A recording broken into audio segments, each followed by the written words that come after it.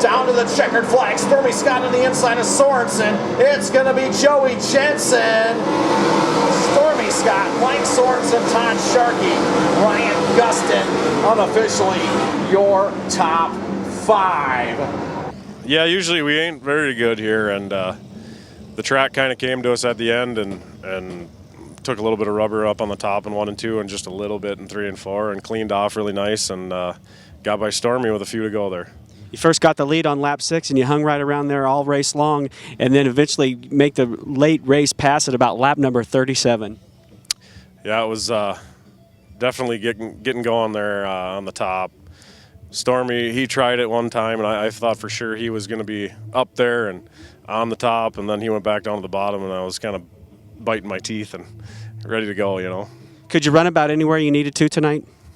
Well, I wasn't very good at running the bottom. I kept blowing the corner. I tried it a couple laps, so I just went back to the top and just tried to hopefully get it cleaned off, and it sure cleaned off. A lot of cautions here tonight. I bet you had to bide your time in the car. Well, on lap 39 there, when I coming down the back straightaway and the caution was out, I didn't know what to think, and I knew Gustin was there, and I knew Stormy was there, and whoever else was behind me, they all wanted to get the win too. So my hat's off to this crew and Dave helping and Jan, and it's her birthday today, and we're gonna have a couple cocktails. Final time on that restart, what were you thinking there with those guys behind you? I really didn't know what to think. I knew I needed to hit my marks and try and get off on the bottom down here through some of the tack, and it worked out. Local star Mike Sorensen started on the pole of the A-Main and ran solidly inside the top 3 all race long, eventually securing a convincing third-place run. Yeah, thanks to my kid, I started on the pole, but I stuck to the bottom there a little too long. I wish I would have found top a little quicker. You mentioned your kid. He pulled that number for you. What did you think when you heard he pulled the number 1 spot for you? Yeah, we were putting some panels back on the car. I heard that, and I don't know. I'm not a big fan of starting in front. I'd rather start third, but I'd rather start first than 8th, I guess. What did you think of the track here tonight? Did you think you had any chance at picking up a win here? You know, this is probably one of the better tracks they've had here.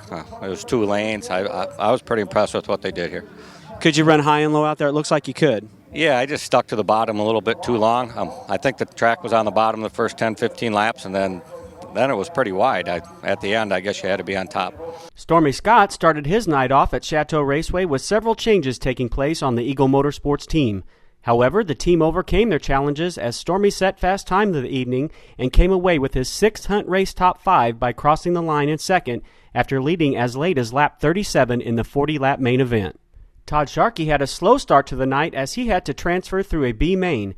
However, it didn't take him long to show why he was a 2-time Chateau Raceway winner this season as he charged from 16th on the grid to come away in 4th position. On Saturday, the hunt continues with race number 15 at Deer Creek Speedway, where the USMTS has hosted more events than any other track in its history.